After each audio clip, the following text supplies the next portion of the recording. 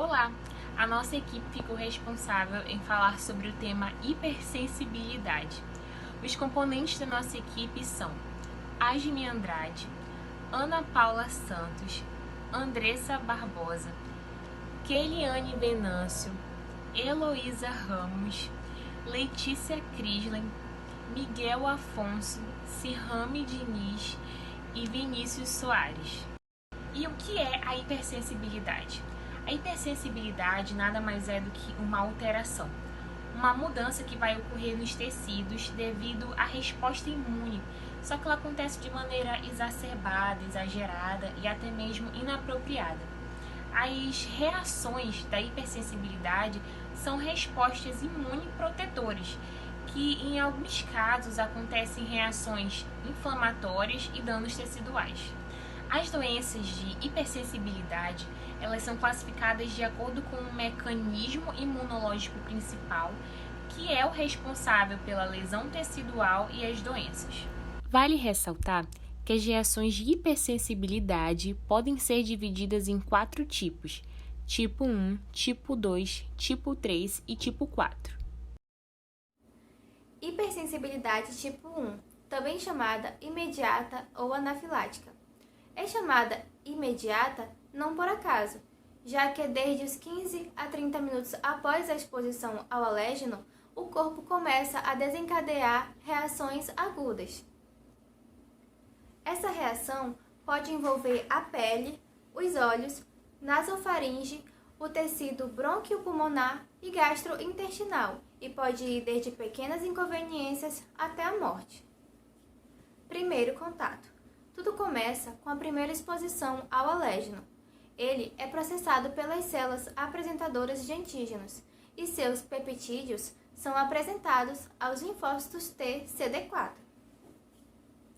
Em seguida, esses linfócitos T liberam toxinas que estimulam os linfócitos B a produzirem e secretarem anticorpos IgE específicos para aqueles alérgenos. A IgE recém-criada liga-se com alta afinidade às membranas dos mastócitos e basófilos, sensibilizando-os. Até aqui, as reações são apenas moleculares e celulares, não apresentando sintomatologia. Nessa imagem, podemos ver como ocorre esse processo de uma forma mais explícita. Aqui, temos um indivíduo que possui linfócitos B com elevadas quantidades de IgE na sua membrana. Aqui, essa célula é em verde e esses ganchinhos que estão ao seu redor são as IgE. E esse pontinho preto, na qual os ganchinhos estão em contato, são os alérgenos. Pois bem, quando existe o contato com o agente alérgeno, as IgE vão reconhecer e essa célula vai endocitar, processar e externalizar esse alérgeno.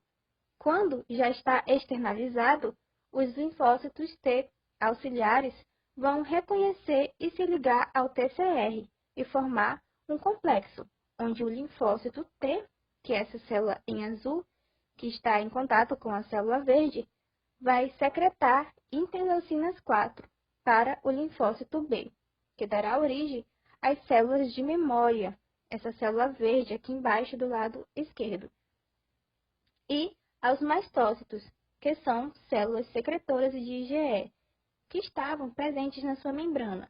Aqui, essa célula verde do lado direito. Podemos observar que ela está maior e existem outros compartimentos dentro dela, pois agora ela está secretando as IgEs aqui, esses ganchinhos que estão aqui embaixo. Quando as IgEs são secretadas, elas vão se associar aos mastócitos e eosinófilos via interações dos receptores que estão presentes na superfície desses mastócitos e eosinófilos. E assim, eles ficam preparados para degranular caso ocorra exposição com o antígeno novamente. Aqui, essas células que são em salmão, podemos ver que existem vários pontinhos dentro dela. Esses são os grânulos. E podemos observar que existe uma das células que está em contato com o alérgeno, e ela está liberando esses grânulos. Isso ocorre quando há exposição novamente com o antígeno. Contatos subsequentes. Do segundo contato em diante, todas as vezes que o organismo do indivíduo entrar em contato com aquele alérgeno em específico, terá uma reação aguda, que é o que vimos na imagem anterior, os grânulos, que são liberados. Sendo assim, quando há exposição subsequente ao mesmo alérgeno, ocorre reação cruzada com aqueles anticorpos IgE ligados aos mastócitos e basófilos. Essas células degranulam, liberando várias substâncias farmacologicamente ativas. Bom, pessoal, retornando para aquela imagem, após o contato novamente com o alérgeno, a liberação de seus grânulos vai liberar uma série de componentes na circulação. Esses componentes são aminas vasoativas, predominantemente histamina, alguns lipídios, como fator de agregação plaquetário e leucotrienos. Além disso, pode liberar algumas tripases, que são enzimas que atuam na degradação celular, e certas citocinas, como TNF-alfa. Mas a TNF-alfa é secretada posteriormente à resposta imediata. Certo? Então, quando se libera esses agentes na resposta imediata, eles caem na circulação. Isso vai causar uma sinalização em vários tecidos, como músculo liso, endotélio, glândulas, plaquetas, nervos sensitivos e nos eosinófilos. E o aumento da concentração desses produtos promove alguns efeitos indesejáveis, como, por exemplo, pode causar bronquioconstrução, casos de asma, eczema, que é um tipo de inflamação de pele com vermelhidão e inchaço, e em alguns casos pode-se também agregação plaquetária, que são coisas observadas quando existe alergia local. Porém, existem casos alérgenos que são sistemáticos. Esses são relativamente perigosos, dependendo da intensidade na qual o indivíduo é exposto a um agente alérgeno. Por exemplo, se a exposição for muito alta e o indivíduo tiver uma alergia sistêmica, ele pode entrar no que nós chamamos de anafilaxia, que é uma resposta alérgica superintensa, causando problemas cardiovasculares, como, por exemplo, queda da pressão, taquicardia e angioedema. Agora nós vamos falar um pouco também sobre as patologias da hipersensibilidade tipo 1. Eu trouxe aqui 2 exemplos para compartilhar com vocês. Um deles é a asma, que, como a gente pode ver aqui no slide, é uma doença inflamatória crônica das vias aéreas que causa tosse com ou sem a produção de escarro, retrações intercostais, que são contrações entre as costelas, e deficiência respiratória, que piora com atividades e exercícios físicos, entre outros sintomas. Então, a asma ela é uma doença muito comum no mundo e aqui no Brasil não seria diferente. O pulmão do asmático ele é mais sensível e mais inflamado, então ele vai reagir ao menor sinal de irritação. Então, estímulos como poeira, fumaça, gripe, resfriados, mudança de clima, água sanitária, aquele pinho-bril cheiroso que a gente passa e falta matar até a gente de tão forte, tudo isso vai acabar causando no asmático dores no peito, dificuldade para respirar, tosse, sibilo, que é a famosa chiadeira, que quando respira a gente ouve tipo um assobio. A respiração vai ficar mais ofegante, entre outros sintomas. Então, o diagnóstico da asma ele é basicamente clínico. Então, o médico vai lá, vai auscultar os pulmões, vai verificar se há aquela chiadeira ou sibilo. E, apesar de ser basicamente clínico, existe também um exame chamado espirometria, que é basicamente como um teste do bafômetro. Então, o paciente vai soprar no aparelho e assim o médico vai conseguir também dar o diagnóstico da asma. Nessa imagem a gente consegue ver bem nitidamente a diferença entre um pulmão saudável e um pulmão com asma. Percebam que os brônquios do lado direito eles estão bem inflamados.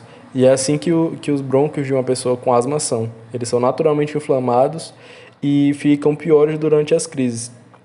Com isso, as vias aéreas vão ficar mais estreitas e isso torna a passagem de ar bem mais difícil, até mesmo quando não há crise.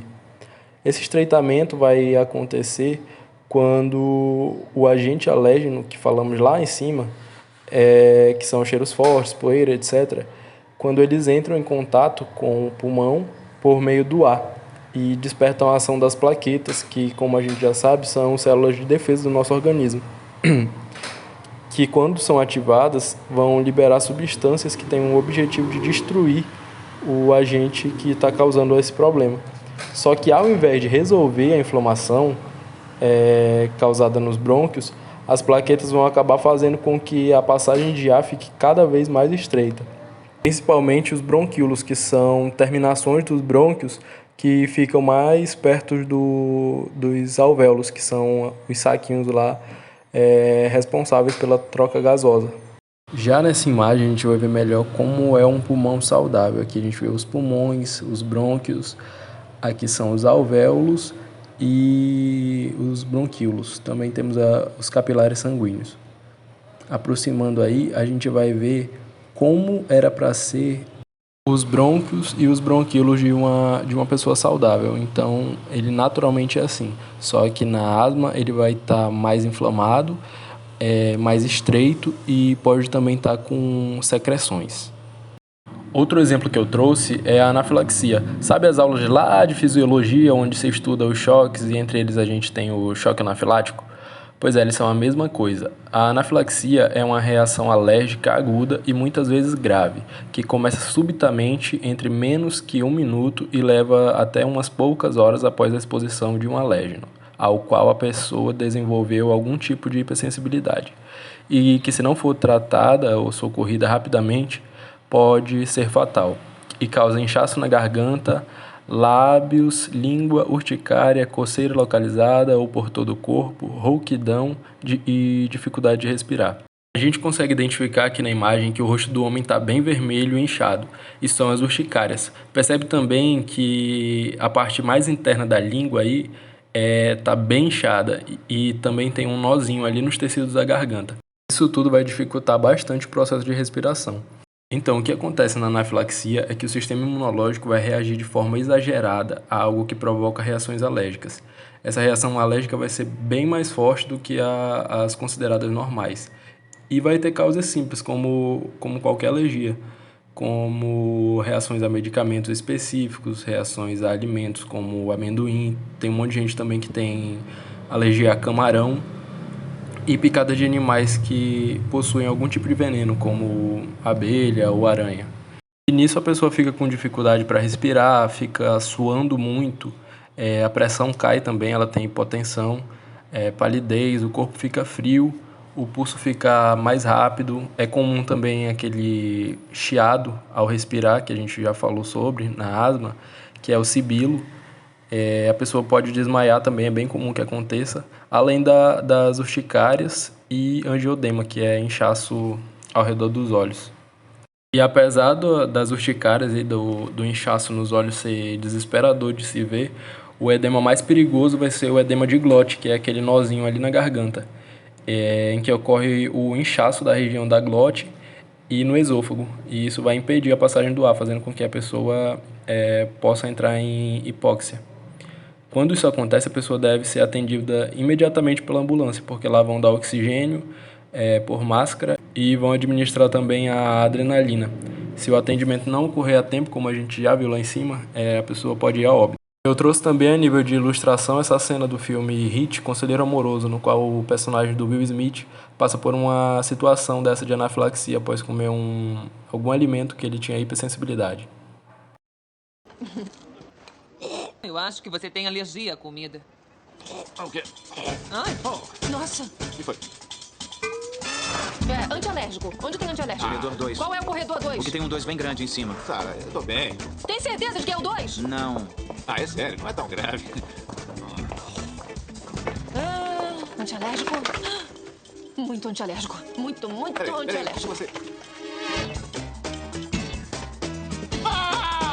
Então a gente viu aí que após ele ingerir o alimento, ele sentiu uma coceira no ouvido, seguido de angiodema, que a gente vê bem inchado aí o olho dele, e urticária também. E logo em seguida, a mulher que estava com ele já decidiu iniciar o tratamento imediatamente. E é sobre o tratamento que a gente vai falar agora. Só que antes da gente falar sobre o tratamento, é importante falar também sobre o diagnóstico de hipersensibilidade. Os testes diagnósticos incluem teste de pele, perfuração intradérmico, dosagem de IgE totais e anticorpos IgE específicos contra alérgenos suspeitos. E sobre o tratamento, utiliza-se antihistamínicos que bloqueiam receptores de histamina, utiliza-se também broncodilatadores e epinefrina, caso necessário. Mas esse tratamento a gente vai ver mais lá para frente. Voltando no teste de pele, ele também pode ser chamado de teste de contato, é chamado também de prick test, teste de puntura, teste cutâneo, enfim, pode ser chamado de muitos nomes. Ele é o teste mais comumente usado para diagnosticar alergias respiratórias ou cutâneas, principalmente quando envolve alérgenos inalantes, que são os que podem ser aspirados. Esse teste ele é feito geralmente no antebraço, mas eu também já vi alguns feitos na costa ou na parte superior do braço. Aí eles vão fazer pequenas perfurações na pele e em seguida cada furinho é colocado uma gota do alérgeno suspeito. Então a gente vê aqui numerado na imagem e também nomeado com algumas iniciais. Cada pontinho desse daí é um alérgeno diferente e a leitura geralmente é imediata e dura mais ou menos 15 minutos após a realização do teste. Já o resultado do teste vai ser com base na resposta que o paciente vai ter em cada pontinho desse daí. Então, por exemplo, se você tiver hipersensibilidade a pólen e nesse número 5 que a gente vê da imagem, nessa gotinha, tiver presente o alérgeno do pólen, vai ficar vermelho e inchado. Então, o resultado vai dar positivo. A única contraindicação para fazer esse teste é caso tenha alguma história anterior de anafilaxia ou se o paciente tiver asma não controlada. Então, se eu já tive uma reação de anafilaxia causada pelo pólen, eu não posso realizar esse teste contendo essa substância do pólen, porque pode dar alguma reação exagerada novamente. Agora, falando sobre o tratamento da asma, a asma não tem cura e o meio de prevenir é geralmente evitar machucar os pulmões. Então, evitar fumar, evitar poeira, evitar poluição, para as mulheres evitar fumar durante a gravidez e também no primeiro ano de vida do bebê. É recomendado também parto via vaginal e amamentação com leite materno. E, caso possível, evitar o uso de paracetamol e antibióticos no primeiro ano de vida. Inclusive, sobre isso de parto vaginal e leite materno, foi realizado um estudo e os resultados realmente concluíram que era menos frequente asma, rinite e algumas outras patologias em quem nasceu por parto vaginal que por cesariana. E também, se possível, evitar a exposição aos ácaros na infância. Como a asma não tem cura, o tratamento dela deve ser feito com base no controle dos sintomas que já falamos. A longo prazo é utilizado os anti-inflamatórios, que são os corticoides. Eles vão ajudar a desinflamar os brônquios e eles vão estar associados também com a medicação broncodilatadora de rápida ou de longa ação. A de rápida ação ela deve ser utilizada em caso de crise e a de ação longa é utilizada para prevenir as crises de asma. Esses medicamentos devem ser ajustados pelo médico, que vai calcular a dose terapêutica e os inaladores, as preferências do paciente, sendo que a pessoa não deve de jeito nenhum se automedicar, porque pode ter um efeito tóxico. Deve também ser tratado e avaliado junto com os sintomas da asma, doenças que pioram esse quadro asmático, como rinossinusites e etc. Já o tratamento da anafilaxia ele pode ser realizado com corticoides, antihistamínicos, broncodilatadores e vasoconstritores.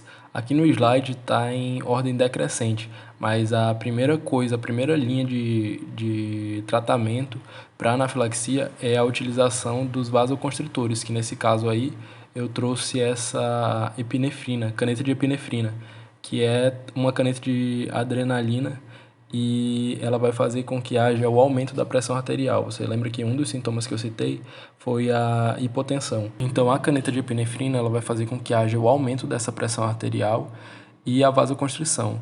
Os broncodilatadores eles vão fazer com que haja a dilatação dessas vias aéreas, facilitando a respiração. Os antihistamínicos eles vão reduzir ou interromper a redução alérgica. E os corticoides eles vão fazer com que haja a diminuição dos sintomas como angiodema e as urticárias. Então, eles vão fazer com que, como ele é um anti-inflamatório, ele vai fazer com que essa inflamação diminua. Mas vale salientar mais uma vez que a primeira coisa que deve fazer em caso de uma reação de anafilaxia é o uso da adrenalina injetável.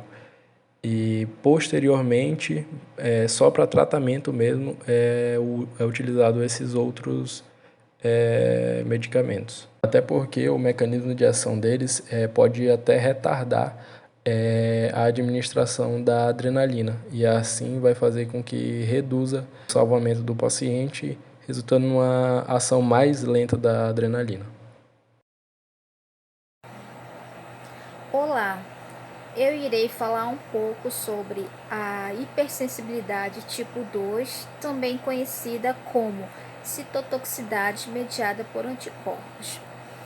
Bom, eu irei falar um pouco sobre esse tipo de reação, né, e algumas das suas patologias, seu tratamento, seu diagnóstico e seu tratamento, né? Então, a hipersensibilidade tipo 2, ela é uma reação antígeno-anticorpo. Ela pode ativar certas células citotóxicas, células T exterminadoras ou macrófagos. Para quê? Para produzir citotoxicidade mediada por células anticorpo dependentes. Ela geralmente envolve a ativação do complemento, do sistema complemento, e pode causar aderência opsônica através do recobrimento da célula com anticorpos, né? Então, essa reação do tipo 2, a citotóxica, ela ocorre quando o anticorpo IgG e IgM reagem a componentes antígenos de uma célula ou elementos teciduais, ou a antígenos que ficou intimamente ligado a uma célula ou a um tecido. Então, irei a partir de agora aprofundar um pouco mais sobre esse tipo de reação. Nesse tipo de reação, os anticorpos IgG ou IgM eles são autoimunes e ligam-se a antígenos normalmente endógenos presentes na membrana celular. A reação ela pode ser desencadeada por 3 mecanismos principais: opsonização e fagocitose, inflamação e desorganização funcional. A opsonização, em imunologia, ela é um processo em que anticorpos ou fragmentos do complemento são fixados na superfície de micro-organismos que devem ser eliminados e os recobrem, facilitando o reconhecimento e posteriormente a destruição pelas células responsáveis por essas ações. Podem ser os fagócitos na maioria das vezes. E para esse processo acontecer, as opsoninas são primordiais. Mas o que são opsoninas? As opsoninas, elas são essas moléculas, são anticorpos ou fragmentos do complemento que se ligam aos micro-organismos, também chamados de antígenos, e que são essenciais no processo de opsonização. Essas moléculas são as que os neutrófilos e fagócitos reconhecem por seus receptores e que aumentam a eficiência da fagocitose. Então, a hipersensibilidade do tipo 2 ela é mediada por anticorpos, principalmente IgM e IgG, como eu falei, contra antígenos da superfície celular ou da matriz celular. Então, esta reação ela ocorre através da ação dos anticorpos contra antígenos que estão presentes na matriz celular, interstício, etc. Se o anticorpo ele se liga a um antígeno na superfície de uma célula ou da matriz celular, ela pode ativar o sistema complemento, responsável pela lise celular, anafilaxia, que é o recrutamento de células inflamatórias e a opsonização. Então, o antígeno ele está presente na superfície de uma célula ou na matriz extracelular, como já falei. E o anticorpo IgG ele está ligado ao antígeno. Células que possuem receptores para a região FC que podem estar sendo ativados no local. Pode ativar o sistema complemento, que possui fatores solúveis, e há um recrutamento mediado por complemento ou receptor de FC e ativação de leucócitos, opsonização e fagocitose de células, causando anormalidades na função celular.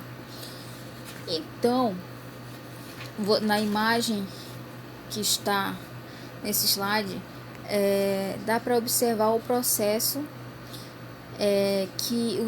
o processo desse mecanismo, dessa reação, desde a opsonização até a fagocitose, o momento que é fagocitado.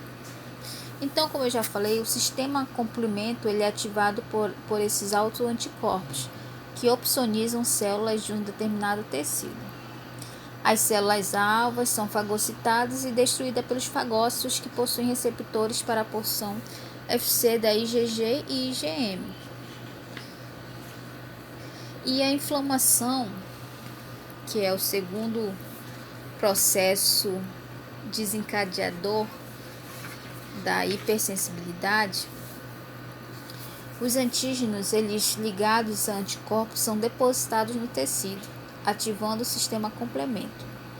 Então, os fragmentos gerados irão recrutar macrófagos e neutrófilos, que, uma vez ativados, liberam mediadores pró-inflamatórios, enzimas lisossomais e espécies reativas de oxigênio.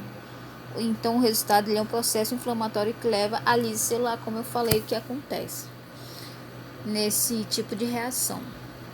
O sistema complemento é constituído por uma cascata enzimática que ajuda na defesa contra infecções, ou seja, a lise celular é o processo de destruição ou a dissolução da célula causada pela ruptura da membrana plasmática.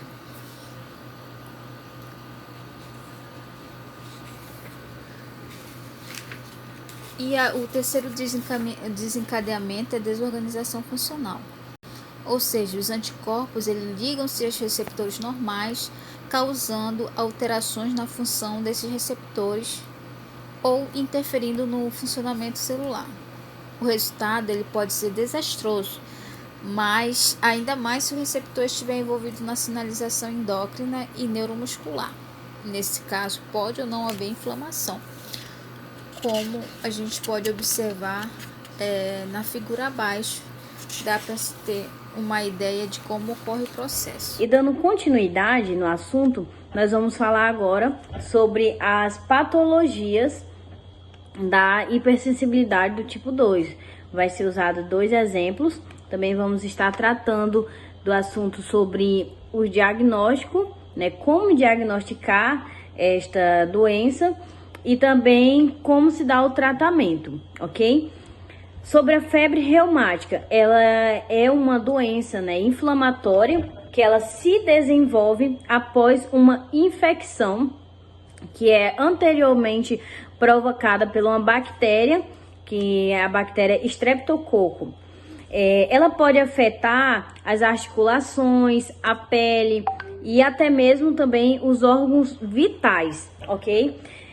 Que é o coração, a gente pode dar o exemplo do coração e também o cérebro. E pode causar dores, sensibilidade, pode causar febre, dor nas articulações. Na maioria das vezes pode dar a dor nos tornozelos, joelhos, cotovelos, entre outros.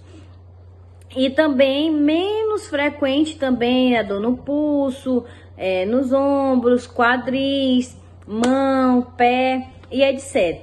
E também é muito comum na febre reumática dar aquele calor e também a vermelhidão nas articulações e o suprimento de pequenos nódulos indolores, né, sobre a pele do indivíduo acometido com a febre reumática. A febre reumática, ela é uma doença inflamatória autoimune, né, que é provocada pela bactéria Streptococcus e beta-hemolítico, que é do grupo A. Ela pode afetar o coração, o cérebro, as articulações e o tecido subcutâneo, como já foi explicado. Essa doença é uma consequência de uma reação imunológica anormal, que ela vai acometer os indivíduos predispostos e ela é desencadeada pelas infecções de garganta, né, que é causada pelos estreptococcus. Nos indivíduos doentes, a reação imune ela atinge não apenas a bactéria, mas também alguns tecidos do próprio organismo. E esse tipo de inflamação, ela está enquadrada no grupo 2 da hipersensibilidade, né? Que é conhecida também como a hipersensibilidade citotóxica, que é essa hipersensibilidade que nós estamos aqui falando, né? Então, um dos exemplos mais comuns da hipersensibilidade do tipo 2, que a gente pode estar aqui falando, é sobre a anemia hemolítica, né? Que ela é uma doença autoimune. É uma doença que é caracterizada pela produção de anticorpos que reage contra as hemácias, que são os glóbulos vermelhos do sangue, e vão destruindo e produzindo a anemia.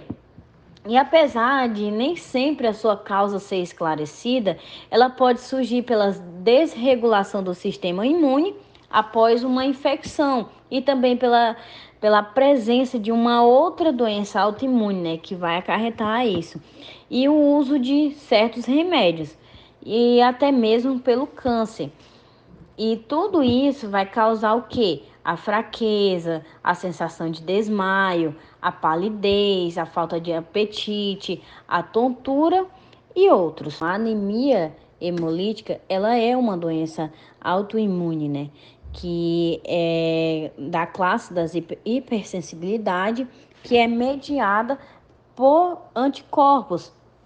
E quando a gente fala dessa hipersensibilidade mediada por anticorpos, ela pode ser por 3 subdivisões, né?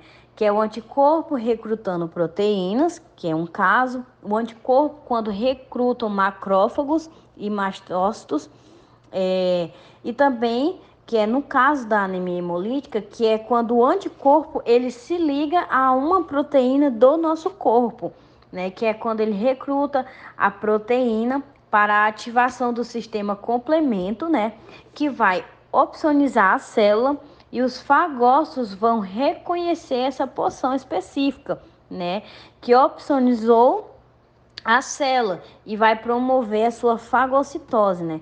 Que é o caso da anemia hemolíticas, né, autoimune, que é quando o indivíduo ele tem essa diminuição da contagem de eritrócitos por decorrência da fagocitose dos seus eritrócitos. Vai ser dado o diagnóstico dessas doenças, dessa patologia.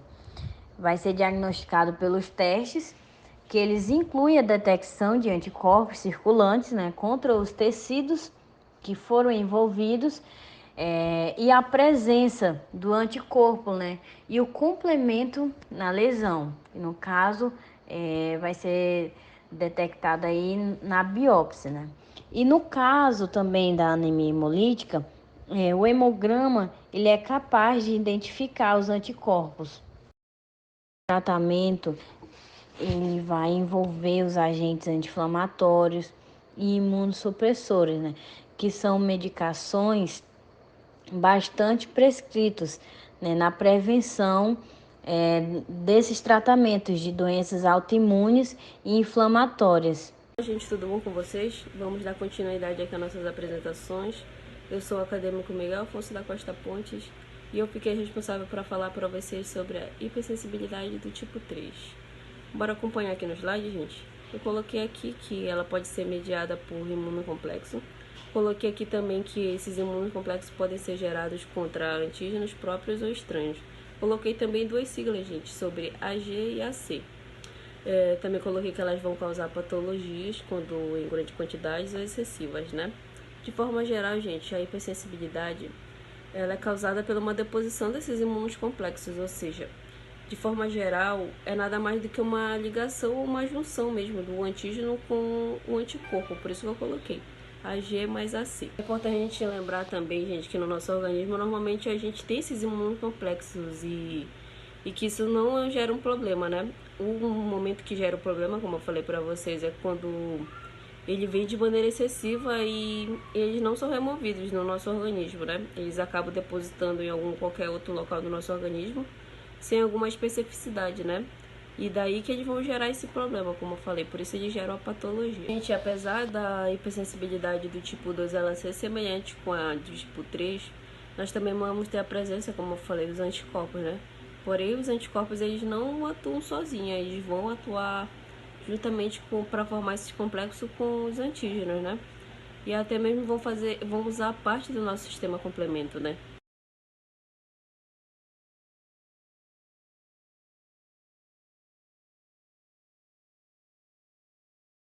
Para gerar uma resposta que ela vai ser denominada de inflamatória autoimune, né? Aqui eu trouxe para vocês duas imagens, como vocês podem acompanhar aqui no nosso slidezinho.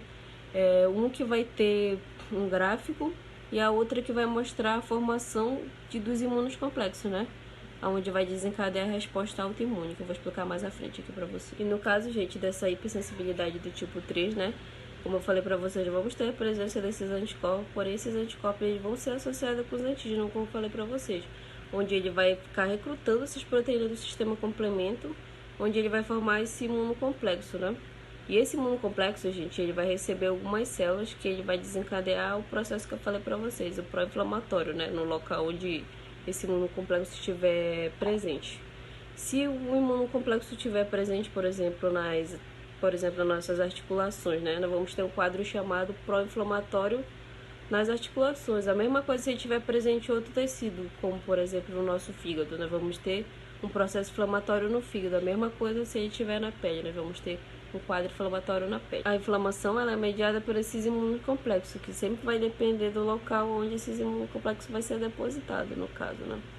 E pra gente entender como que funciona esse processo, gente, eu trouxe, como eu falei para vocês, esse gráfico, né, que ele vai explicar bem essas etapas da lesão do pró-inflamatório causada por esses imunocomplexos, né, da hipersensibilidade do tipo 3.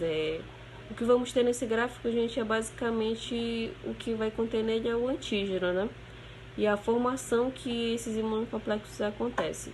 Eu coloquei também aqui no gráfico, vocês podem acompanhar um pouquinho aqui comigo, esse sérum Skinner, se não me falha a memória, né, que é pronunciado. Que ela é a doença do soro, que é nada mais do que uma lesão tecidual, né? Que vai ser a intensidade dessa lesão tecidual. E como eu disse, a quantidade desses anticorpos livres, né? Que vão ser produzidos para combater esses antígenos, gente. No caso da hipersensibilidade do tipo 3, né? Nós vamos ter os antígenos próprios. Então, no caso, vai ser experimental, né? Que vai ser controlado aqui. Vai ser adicionado por um antígeno, né? Que ele é capaz de formar esses imunocomplexos. Então, nós temos o pico, como podemos observar aqui no gráfico, desse antígeno, né? Que conforme passa o tempo, a quantidade desses antígenos ele vai diminuindo, porque ele vai, como se diz, produzir, né, os anticorpos e contra esses antígenos, certo? Só que quando chega num certo ponto, gente, a quantidade desses antígenos, né? Que ela foi captada por esses anticorpos, vai ser muito grande. O que acontece é que nós podemos ter um aumento nessa produção, né, desses imunocomplexos, e esses anticorpos vão ser adaptados, né, pelos anticorpos. Então esses anticorpos, gente, ele vai ficar recrutando essas proteínas, né, do sistema complemento, onde ele vai ficar formando esses imunocomplexos, né. Veja que aqui no gráfico, como eu falei, vai subindo, aí vai subindo conforme a quantidade desses antígenos livres, né, vai diminuindo. Então, é inversamente proporcional, gente, um ao outro, né? Onde chega a ser o ponto que depende da quantidade que esses imunocomplexos vão ser formados. Nós começamos, né, a ter essa lesão tecidual, gente, pró-inflamatória no caso, né, aonde esses imunocomplexos estiverem presentes no caso. Então veja só, nessa lesão aí, nesse pico, gente, no momento em que esse imunocomplexo ele atinge, né, também o seu pico, é onde ele vai chegar ao seu nível de subida, só que ele não vai continuar estável. Ele tem um nível máximo, mas depois ele cai, porque vai depender da quantidade que esse antígeno livre estiver também. Aí ele vai decaindo e ao longo desse organismo, gente, do nosso organismo, né, ele vai decorando tanto esses antígenos livres como os imunocomplexos, certo? No momento em que nós temos a quantidade, né, desses antígenos livres, gente, como a quantidade de imunocomplexos vai diminuindo drasticamente aqui, ó, que a gente podemos observar aqui. E é uma coisa extremamente importante, gente, lembrar é que quando nós temos essa queda da formação, no caso desses imunocomplexos, né, nós também vamos ter a queda da lesão tecidual. Porque quanto menor a quantidade desses imunocomplexos, gente, vai ser formado, né, menor será a resposta dessas células aqui para causar, digamos assim, essa lesão pró-inflamatória, no caso, no tecido, né. Agora, nessa segunda imagem, gente, nós vamos ter um momento em que encerramos completamente essa produção desses imunocomplexos, né. Nós vamos também ter o encerramento dessa lesão causada no ponto em que a gente começa a ter essa queda, né. E vai ter a formação desses fragmentos. Então, gente, esse fragmento que eu falei é do sistema complemento, né? Que é aqui na imagem, como vocês podem ver, a C3 aqui, vamos acompanhando no slide. Que essas enzimas dísticas, gente, elas começam a promover uma lesão tecidual ao redor de onde ela vai ser liberada, no caso, né? Nós vamos ter a lesão local. Ela é mediada pelas enzimas dísticas, gente, causado pelos neutrófilos, né? Que é por isso que é o princípio da hipersensibilidade do tipo 3. Que ela é desencadeada por uma lesão pró-inflamatória. Aqui nós temos 4 quadros semelhantes, gente, ó. A hipersensibilidade imediata, no caso, que é no caso da liberação da histamina aqui, como podemos acompanhar. Histamina pelos monócitos, né? Porém, a via de sinalização, gente, é completamente diferente da hipersensibilidade imediata. Que no caso da hipersensibilidade, né, imediata, nós tínhamos a sinalização pela via de IgE, que tá ligado ao receptor, né, específico dela.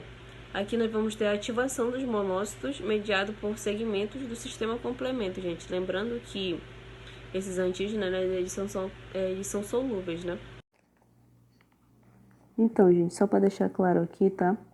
Essa partezinha do final, que não existe uma doença chamada reação de hipersensibilidade do tipo 3, tá? Essa reação do tipo 3, ela vai ser um mecanismo que vai ser imunopatológico, né? Que ela vai ter o fator da destruição tecidual, que isso vai acontecer em algumas situações clínicas, como eu falei para vocês desde lá do início do vídeo. Esses antígenos vão ser solúveis, né? E não vão estar ligados superficialmente às células. Então, esses anticorpos, gente, eles vão ser produzidos como, por exemplo, da classe IgG, né? Ou até mesmo da IgM. E esses anticorpos, gente, eles vão se ligar com os antígenos, como eu falei para vocês, e para poder formar esses imunocomplexos. De maneira geral, é isso, tá? Gente, agora só para finalizar aqui a nossa parte, eu trouxe um exemplo aqui que eu ainda não tinha nem ouvido falar. Realmente aprendi aqui na aula de patologia, não sei se algum de vocês já ouviu falar. Que é um exemplo aqui de um quadro, gente, que acontece nesse nosso mecanismo, né, imunopatológico da hipersensibilidade do tipo 3, que no caso vai ser esse quadro aqui de Arthus, que vai ser experimental, gente, ele não vai ser um quadro clínico, tá ok? Que eu não sei se vocês já ouviram falar sobre o pulmão de fazendeiro, que no caso vai ser que o indivíduo ele tá trabalhando numa fazenda, ou no sítio como a gente conhece, né, com feno. E esse feno ele vai conter alguns fungos, ou também aquele que cria aves que vivem nesse local aí, com pombos, por exemplo. O que acontece, gente, é que esse indivíduo ele vai inalar alguns antígenos, né? Ele vai inalar alguns antígenos do mofo, por exemplo. O antígeno do fungo, ou até mesmo os antígenos dessa fezes desses pombos, como eu falei para vocês. E aí, no caso, gente, ele vai produzir esses anticorpos contra esses antígenos. Então, nesses anticorpos vão chegar esses alvéolos, né? E ele normalmente está inalando esses antígenos com ele. E quando ele já tiver, gente, com esses anticorpos contra esses antígenos, ele vai formar ali no alvéolo, né, o imunocomplexo. Não sei se vocês estão conseguindo captar junto comigo. E o que vai ocorrer também, gente, é que nesse quadro, né, da hipersensibilidade do tipo 3, como eu falei ali para vocês, sobre a destruição, né, vai acontecer a inflamação desse alvéolo. Sendo que nesse alvéolo vai existir esse quadro aqui que vai dar início à pneumonia por essa hipersensibilidade, o que vai provocar no alvéolo uma inflamação no pulmão. E aí, por isso é conhecido como, por exemplo, pulmão de fazendeiro ou até mesmo sobre o criador de pombo. Então é isso, gente. Agora vamos dar continuidade à nossa próxima apresentação. Dando continuidade à hipersensibilidade tipo 3, agora irei falar sobre sua patologia, a qual inclui duas doenças, que é a artrite reumatoide e o lúpus eritematoso sistêmico, no qual irei falar sobre o que é cada doença, seus sintomas, o seu diagnóstico, o seu tratamento. Irei tentar passar de uma maneira bem sucinta para que todos entendam. Bom, acho que muita gente deve conhecer a artrite reumatoide.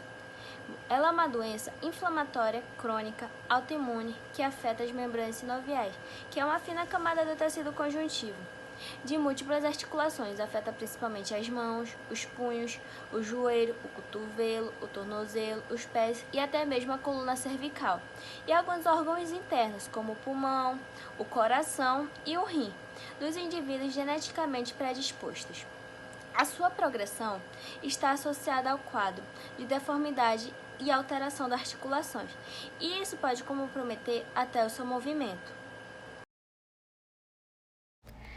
As doenças reumáticas são cada vez mais frequentes em nosso meio, e dentre essas doenças, a artrite reumatoide tem merecido cada vez mais, atenção por parte de todos nós, devido às consequências que ela pode causar às pessoas se não for tratada de maneira correta.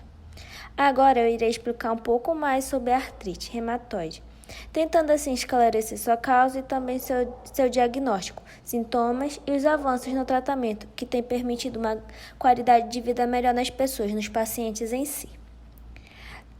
Bom, dando continuidade, irei falar sobre suas causas e sintomas. A doença em si é causada por uma inflamação, ou seja, é uma dor, um inchaço e um calor nas articulações, tanto das mãos quanto do punho. E outras juntas também entram, às vezes com uma duração muito prolongada. Os principais sintomas da artrite reumatoide, assim como no lúpus, ela pode aparecer e desaparecer sem nenhuma explicação, sendo a principal a vermelhidão e a dor insuportável na articulação. Também causa febre, cansaço e um mal-estar. E o mais comum dos sintomas são a rigidez matinal, que regride durante o dia. Logo no início, podem ser comuns e confundidos com outras doenças. Bom, alguns pacientes desenvolvem uma doença mais agressiva, com destruição da articulação, assim envolvendo outros órgãos internos, enquanto outros já mostram uma boa resposta ao tratamento. As causas dessa inflamação ainda não estão muito estabelecidas, mas a artrite reumatoide é considerada uma doença autoimune, ou seja, ela é decorrente de um descontrole no sistema imunológico, que assim passa a produzir anticorpos que se voltam contra as articulações. Muitas pessoas que estudam a artrite reumatoide, elas acreditam que a doença também seja causada por alguma infecção anterior. Agora vamos para o exame e o diagnóstico. Bom, o diagnóstico da doença, ele requer uma combinação entre a história da pessoa e o conjunto de sintomas e a sua variação física, resultando de alguns métodos diagnósticos. Ainda não existe um teste específico que diga se a pessoa tem ou não artrite reumatoide.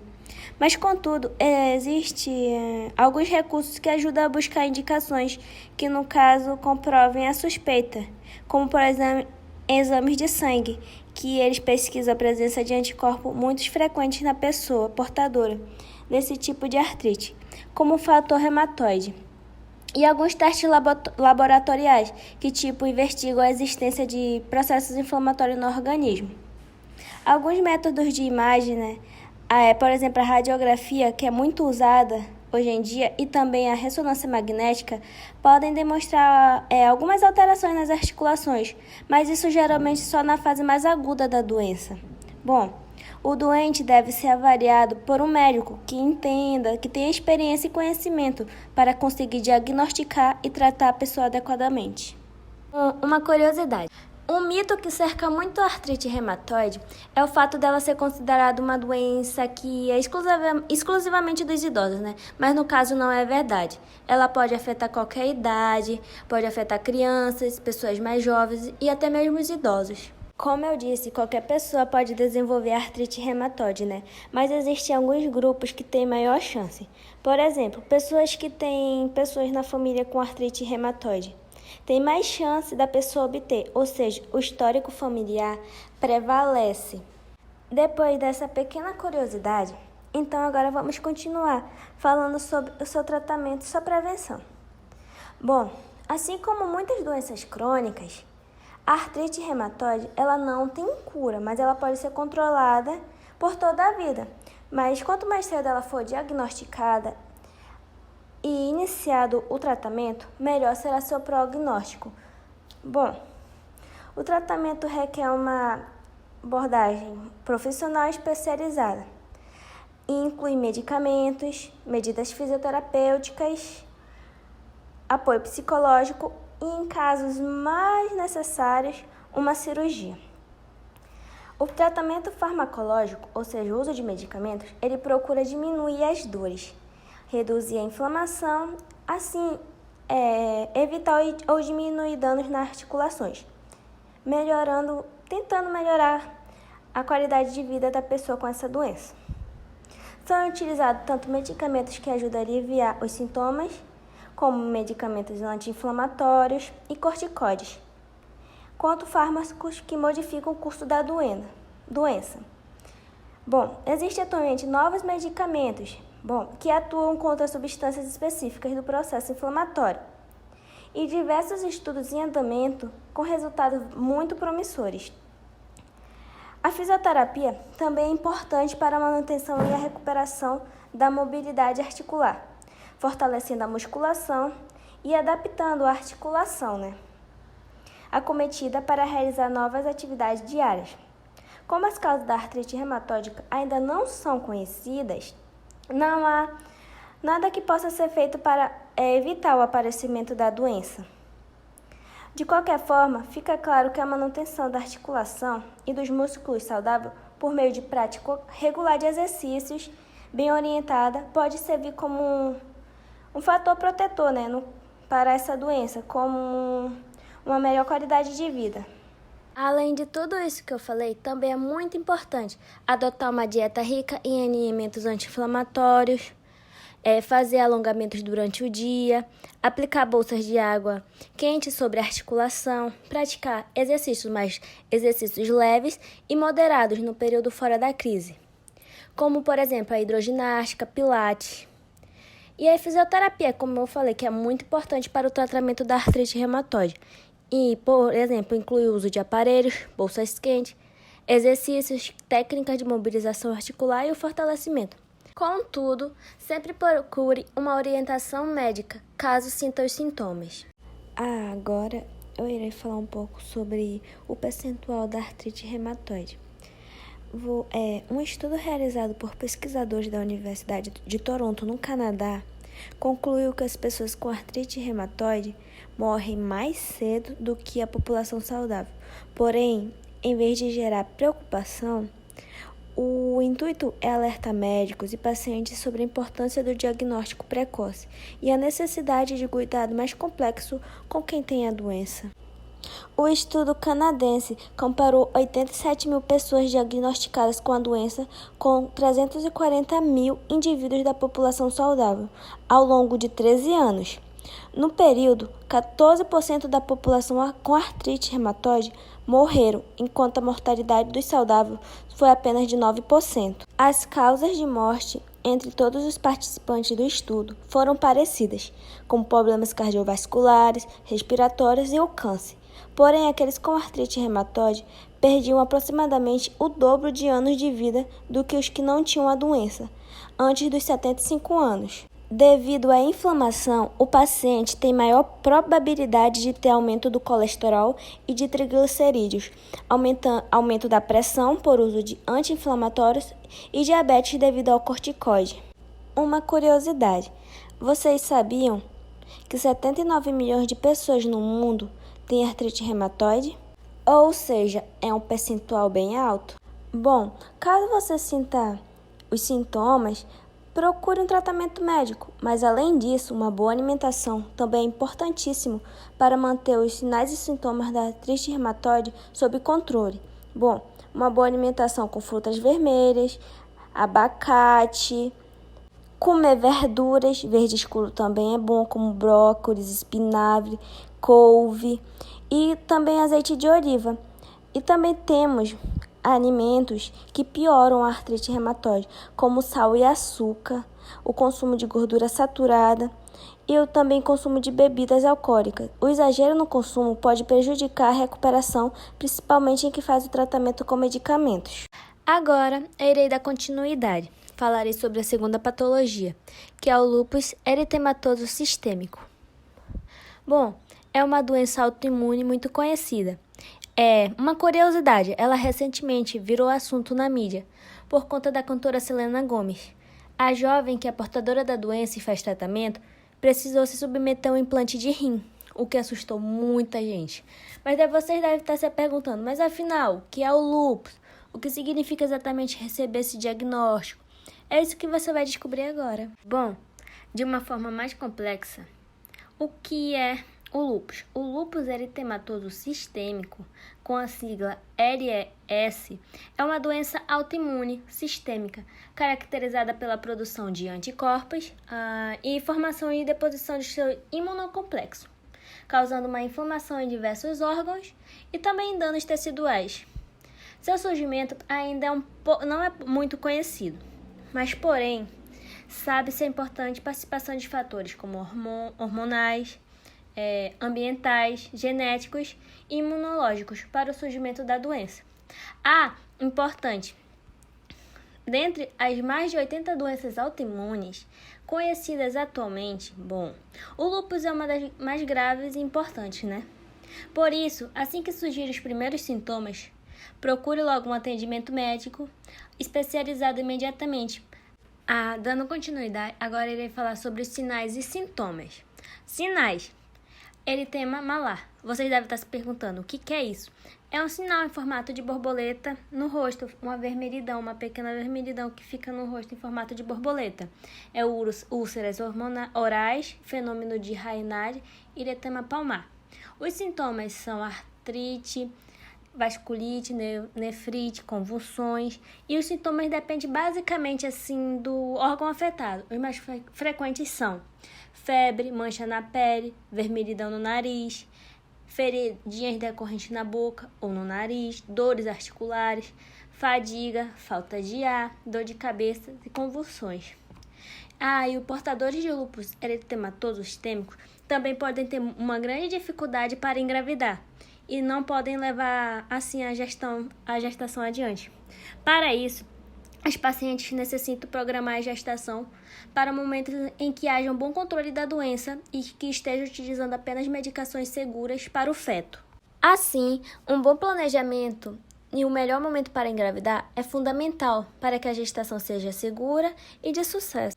Uma outra curiosidade: essa doença autoimune, ela acontece em mulheres que estejam na idade fértil, ou seja, mulheres jovens, e é muito raro em homem, e prevalece mais em pacientes negros, ou seja, comum em mulher negra e em idade fértil. Agora, iremos falar como é feito o diagnóstico do lúpus.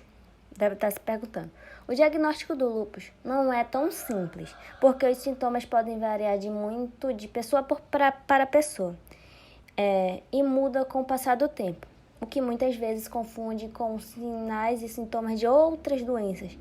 Por isso, ainda não há nenhum exame ou teste específico, para diagnosticar o lúpus, mas isso pode ser feito com segurança a partir de exame de sangue, de urina e dos sintomas clínicos apresentados ao médico durante o exame físico. Bom, aqui eu vou falar de alguns exames mais comuns e úteis para diagnosticar o lúpus, que são o exame físico, exame de anticorpos, hemograma completo, radiografia do tórax, biópsia renal e o exame de urina. Um dos modos de prevenção do lúpus, é evitar a luz solar, ou seja, a exposição à luz solar de forma inadequada em horários inapropriados. Outra forma é tratar a infecção, evitar o uso de estrógenos ou de outras drogas e também evitar a gravidez nessa fase ativa da doença. Bom, agora eu irei falar de como é feito o tratamento. O tratamento para o lúpus deve ser indicado pelo médico de acordo com o tipo da doença, ou seja, os sintomas apresentados e frequência com que acontece. Apesar de não existir um tratamento capaz de curar o lúpus, o médico pode indicar o uso de alguns remédios que ajudam a aliviar os sintomas. Durante os períodos de crise, podendo ser recomendado remédios anti-inflamatórios, remédios antimaláricos, remédios corticóides, remédios imunossupressores. Além disso, ainda é importante ter sempre alguns cuidados para aliviar os sintomas, como passar protetor solar diariamente e ter hábitos de vida saudável. Por fim, uma coisa muito importante, somente médicos devidamente habilitados podem diagnosticar as doenças, indicar tratamento e receitar o medicamento. Meu nome é Sihame, eu vou falar um pouquinho sobre hipersensibilidade do tipo 4, que também é conhecida como hipersensibilidade do tipo tardia, pelo fato de que ela vai levar de 2 a 4 dias para estar desenvolvendo os seus sintomas após a exposição ao antígeno, Ela também vai estar envolvida em relação às doenças autoimunes e doenças infecciosas. Outro fato também é que, diferentemente dos outros 3 tipos que são mediados por anticorpos, a hipersensibilidade tipo 4, ela vai ser mediada por linfócitos T e macrófagos. Essas reações elas são mediadas pelos linfócitos TCD4 e TCD8. O TCD4 ele vai estar responsável ativando, auxiliando as células do sistema imunológico, pela produção de citocina, e o TCD8 ele vai estar responsável pela destruição das células-alvo, pela lise celular. Aqui nessa imagem, nós vamos ter um mapa mental que ele vai trazer os principais aspectos da hipersensibilidade do tipo 4 de forma bem simples, resumida e de fácil compreensão. Logo após, a gente tem esse quadro aqui, que nele a gente vai falar sobre os 3 tipos de reações de hipersensibilidade tipo 4 que existem, Vamos começar com... É só um resumo mesmo, porque mais à frente eu vou entrar em mais detalhes. Só para dizer como é que funciona. Vou começar pela hipersensibilidade de contato, A reação de contato, o antígeno ele vai ser absorvido pela pele, E o tempo que ele vai levar vai ser de 48 horas até 72 horas para que essa reação ela seja evidenciada, E, assim, clinicamente, ela vai ser conhecida como a dermatite de contato. Logo após a reação de contato, temos aqui a reação tuberculina, que na verdade é um teste. Vamos pegar um antígeno de uma micobactéria e esse antígeno ele vai ser injetado na pele. A leitura ela vai ser realizada também no mesmo período, 48 horas a 72 horas. E para ser positivo, a gente vai verificar o local da injeção, vai verificar se apresenta uma vermelhidão enrijecida lá, se apresenta alguns nódulos endurecidos e assim por diante. E por último, a gente tem a reação granulomatosa, que é a reação que leva mais dias para ser detectada, né? Diferentemente das outras duas, que levam no máximo de 72 horas. Essa reação granulomatosa, ela vai levar de 21 a 28 dias para ser detectada. É uma infecção muito persistente pelo micro-organismo e acontece muito na tuberculose. Por isso que o tratamento da tuberculose ele é muito demorado. Agora eu vou falar mais um pouquinho sobre a hipersensibilidade de contato. A hipersensibilidade de contato, ela trata basicamente de um fenômeno epidérmico, né? Que vai ser eczema, que vai ser aquela dermatite, né? No local de contato com alérgeno. E também alguns antígenos comuns nestas reações são conhecidos como os aptenos, que uns exemplos são o níquel, o cromo, algumas substâncias que estão presentes no protetor solar, algumas substâncias tóxicas presentes nas plantas, como a era venenosa, o carvalho venenoso. Essas substâncias são conhecidas como aptenos. Esses aptenos, eles são substâncias, são metais tão pequenos, tão pequenininhos mesmo, que é absorvido pela nossa pele, mas quando ocorre essa absorção, né, eles não conseguem causar uma resposta imune. Por isso que eles são chamados por esse nome. Os aptenos, depois que eles conseguem penetrar, depois que eles penetram a epiderme, eles se conjugam às proteínas normais do nosso organismo, que no caso elas vão funcionar como as proteínas carreadoras de aptenos, né? Depois que esses aptenos eles vão se ligar às proteínas, né?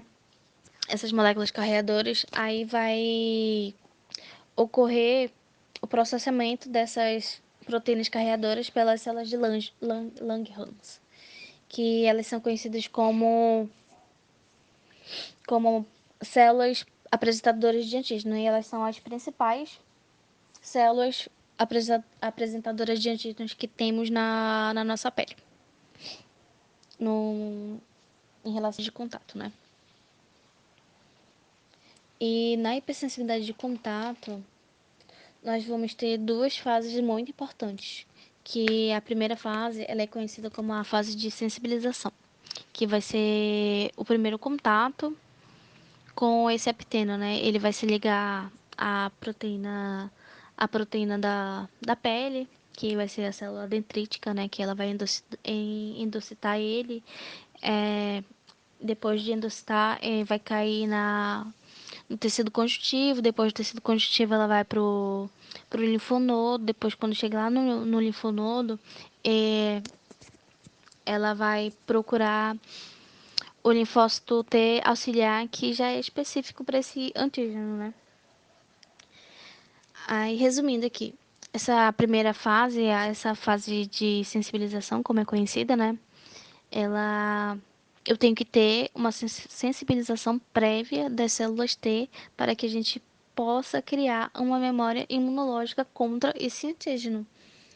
Então, de modo geral, a APC, né, as células dendríticas, elas vão endocitar os antígenos e que vai provocar a reação de hipersensibilidade do tipo 4 e vai ocorrer o processamento desse peptídeo.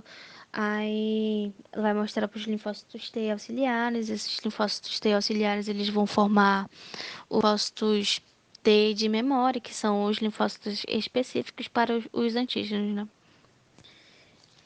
E sendo assim, depois que as células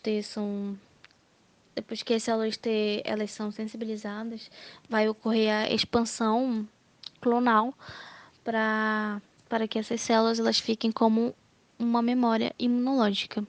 Vamos ter também a segunda fase, que é conhecida como a fase efetora, que é a fase onde realmente vamos ter uma resposta contra o antígeno, que vai ser um segundo contato com esse mesmo antígeno, né? Esse linfócito T, ele vai começar a liberar citocinas, e quando ele começa a liberar essas citocinas, ele vai recrutar mais linfócitos T auxiliares, mais macrófagos para aquele local onde o antígeno está presente. E no final, a gente vai ter a ativação dos macrófagos e eles vão conseguir eliminar esses antígenos. E quando eles não conseguirem eliminar esses antígenos, eles vão tentar isolar aquele antígeno no local específico, onde ele está ali presente, né? E a gente tem um teste cutâneo, né, que ele não é injetado, como o da alergia normal, né, que é visto imediatamente após a injeção. Esse teste, ele é utilizado, assim, são adesivos, é por meio de adesivos. E nesses adesivos é colocado as substâncias, no adesivo, né, a gente gruda na pessoa. E depois de um tempo, depois daquele tempo de 48 horas e 72 horas, a pessoa vai voltar lá e a gente vai analisar a formação da reação onde está o adesivo. Agora a gente vai falar, eu vou falar um pouco mais sobre a reação do tipo tuberculina, que vai ser um teste intradérmico que ele tenta verificar um contato prévio com a Mycobacterium tuberculosis, né? Que também é conhecido como o teste de Montou ou o teste da tuberculina, que é mais famoso. E, por exemplo, assim, temos um indivíduo que ele está com um quadro suspeito de tuberculose, né?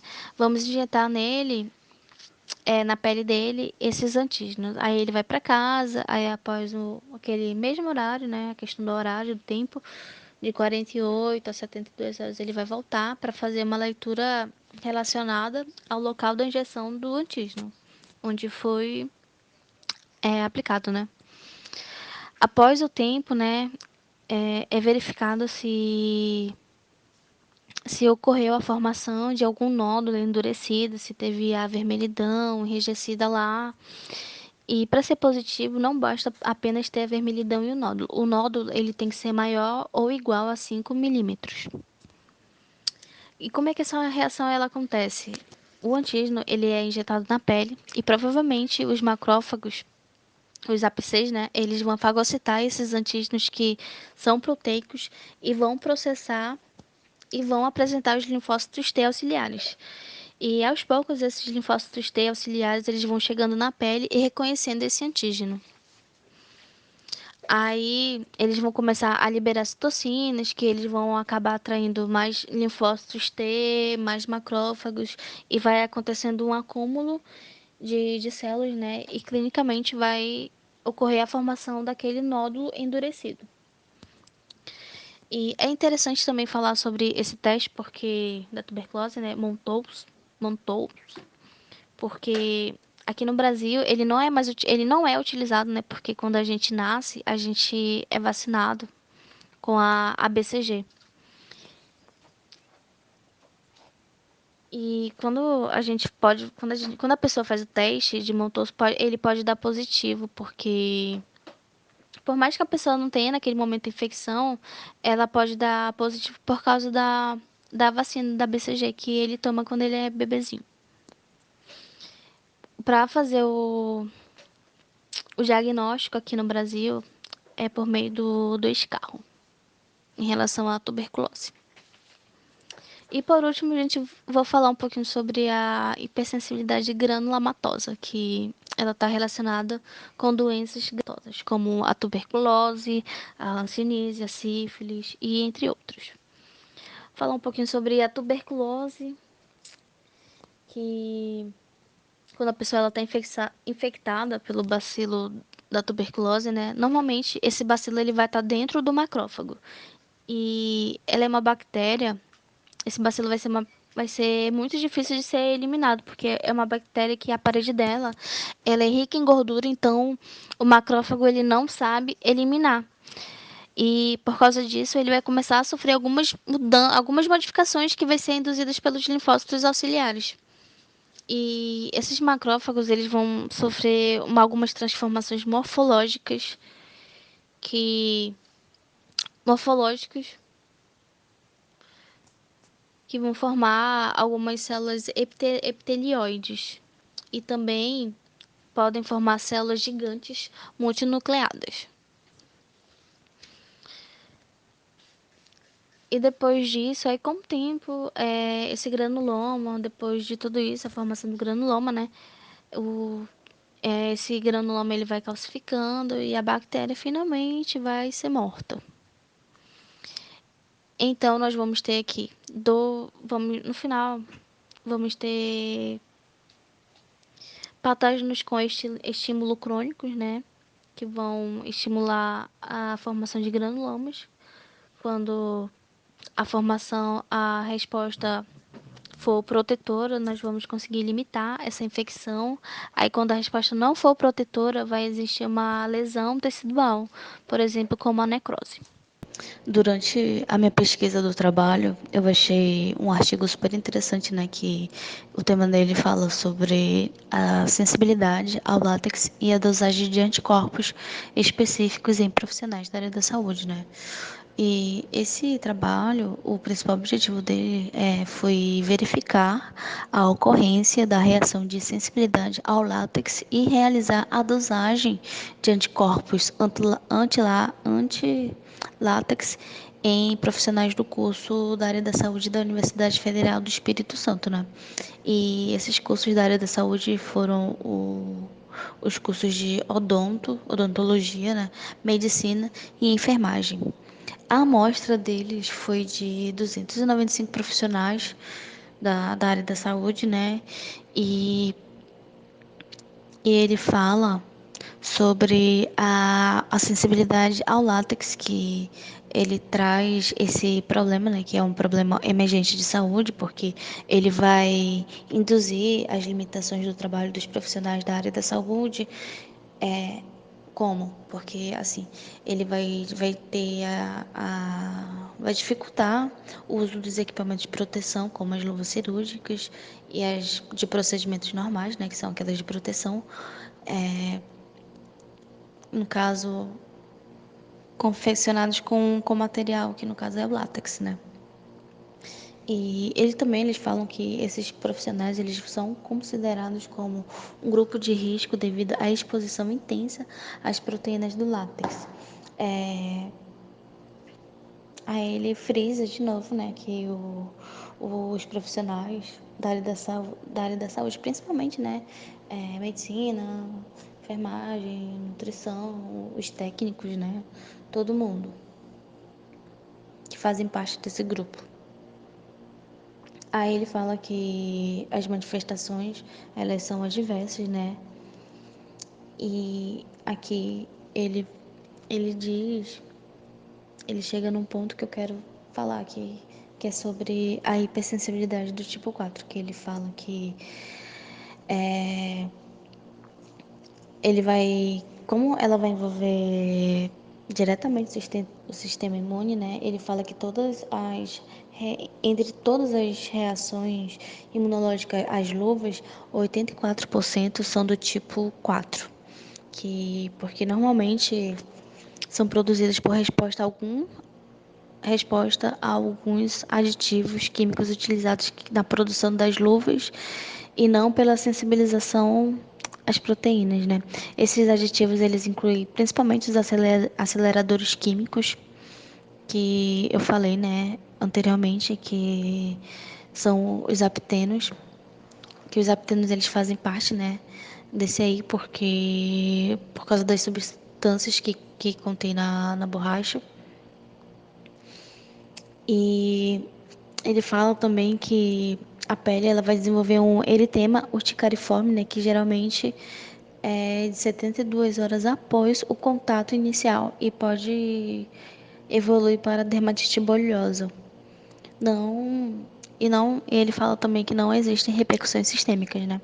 E aqui também ele vai falar sobre a hipersensibilidade imediata, né, que é do tipo 1. Ele fala que o antígeno induz a produção de imunoglobulinas classe E, que é a IgE, né, que são específicas, e na exposição ao agente, a interação dos anticorpos ligados à parede dos mastócitos e basófilos, como o agente ativa acaba ativando um gatilho para uma cascata de eventos que promovem a desgranulação dessas células com liberação de mediadores inflamatórios como a histamina, o ácido araquidônico, os leutrienes e as prostaglandinas. E essas reações elas vão ocorrer geralmente alguns minutos após o estímulo, né? Porque ela vai ser uma reação imediata, ou seja, diferente da tardia, né? Que a tardia ela vai demorar um certo tempo após a exposição ao antígeno e a imediata ela já vai ser logo minutos depois da exposição.